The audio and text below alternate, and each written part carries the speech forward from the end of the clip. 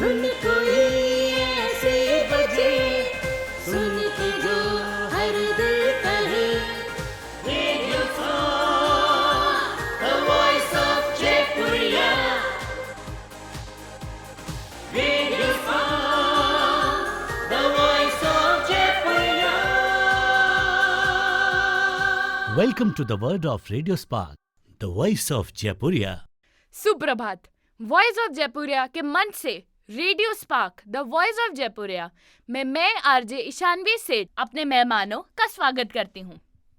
भाषा कम्युनिकेशन का एकमात्र जरिया है, एक्सप्रेशंस का सशक्त माध्यम है। आज हमारे पॉडकास्ट का टॉपिक है कम्युनिकेशन एक सेतु, जिस पे हम सब मिलकर चर्चा करेंगे कि कैसे भाषा पर साहित्य का प्रभाव पड़ता है। आज के पैनल ऑफ डिस्कशन में मेरे साथ उपस्थित हैं कुरेश महेश्वरी, विराज कपूर और सिया कपूर। भाषा में ही होती ज्ञान की चाह, भाषा ही बताती है जीवन की राह। भाषा में संस्कार है, भाषा ही हमारी अस्तित्व की पहचान है।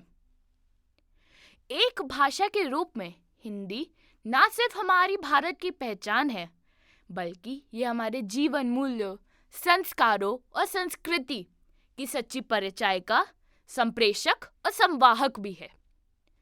बहुत ही सरल, सहज और सुगम भाषा होने के साथ हिंदी विश्व की संभवतः सबसे वैज्ञानिक भाषा है, जिसे बोलने वाले, समझने वाले और चाहने वाले लोग बहुत ही बड़ी गिनती में मौजूद हैं। अब मेरा पहला प्रश्न हमारे मेहमान विराज से है। विराज, आपके अनुसार भाषा क्या है और वो मनुष्य का विकास कैसे करती है, किस प्रकार से करती है? भाषा विचारों और भावों को प्रकट करने का एक जरिया है। यह हमारे विचारों को प्रकट करने का मात्र माध्यम ही नहीं, बल्कि हमारा सुकून भी है। भाषा हमारे सामाजिक जीवन की नींव है। यह हमारी उन्नति और विकास का एक आधार है। कहा जा सकता है कि भाषा का विकास ही मनुष्य का विकास है। हमारे देश की राजभाषा हिंदी है, जिसको हम लोग अब तक एक विषय की तरह पढ़ते आ रहे हैं, किंतु यह एक विषय से बढ़कर बहुत कुछ है। यह हमारी जीवन शैली है और यह हमारी संस्कृति है। उचित ही कहा आपने विराज। भाषा के बिना मनुष्य मूक है, जो अपने विचार व्यक्त नहीं कर सकता। अब मेरा अगला प्रश्न हमारे मेहमान कुरेश से है।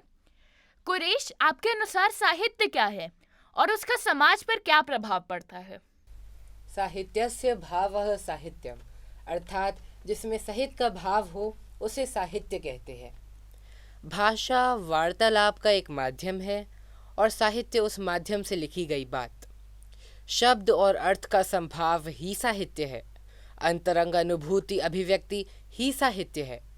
अनेक रंगों से युक्त साहित्य का अस्तित्व है।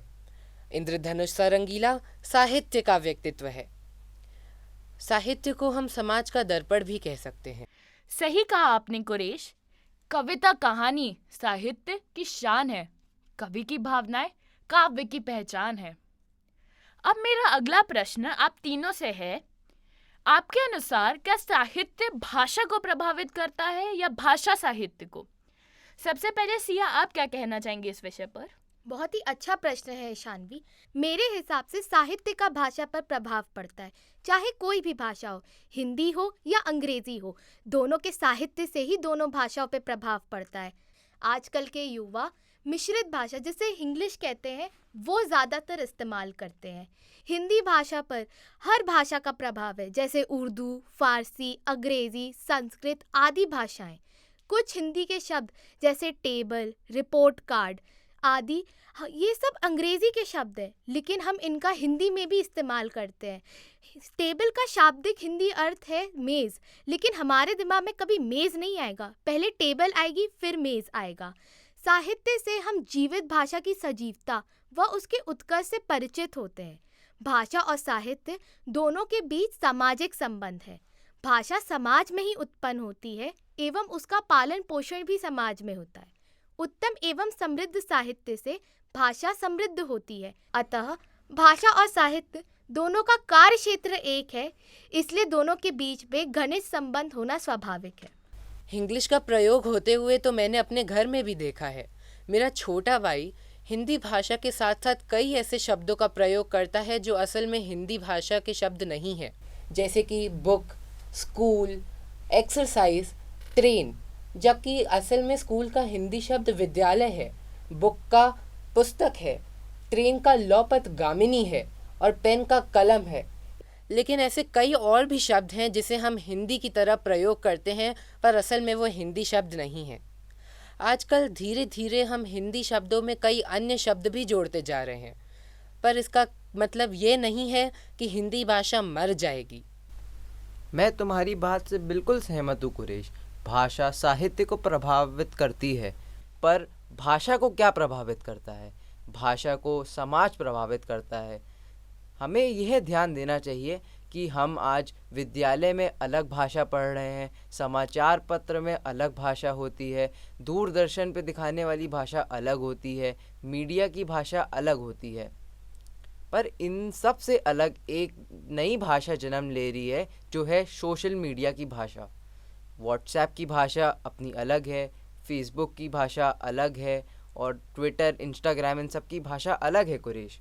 यह भाषाएं हमारी भाषा को प्रभावित कर रही है और इसका हमारे साहित्य पर भी प्रभाव पड़ता जा रहा है। मैं आप सबके विचारों से पूर्णतः सहमत हूँ, किंतु ये सब बातें सुनने के बाद मुझे हिंदी की एक और विशेषता याद आई कि हिंदी में अन्य भाषाओं के शब्द भंडार को भी समाहित करने की क्षमता है। और ऐसी बात नहीं है, दूसरे भाषाओं के भी शब्द को समाहित करने के बाद हिंदी की खूबसूरती जो है वो घटती नहीं है बल्कि 2 गुना और बढ़ जाती है। इसी खूबसूरती को दर्शाती हुई मैं कुछ पंक्तियां प्रस्तुत करना चाहूँगी।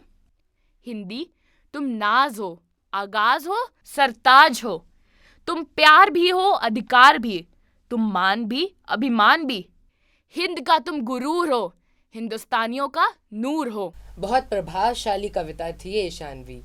आजकल भाषा में कई बदलाव आ रहे हैं, लेकिन इसका मतलब ये नहीं है कि हम उसे स्वीकार नहीं करेंगे। हम उसे स्वीकार और नकार दोनों ही सकते हैं, किंतु मेरा मानना यह है कि ये बदलाव बहुत खूबसूरत है, क्योंकि इसके कारण हमारी हिंदी भाषा की स्वीकारता भी बढ़ती जा रही है। आज के डिस्कशन के बाद हमें ये समझ आया कि कम्युनिकेशन एक सेतु है, एक ब्रिज है हमारे भावों, हमारे विचारों के आदान प्रदान का। So with this we come to an end of this beautiful and interesting session. But I promise you that we will be back with another episode of this podcast. Until then, goodbye.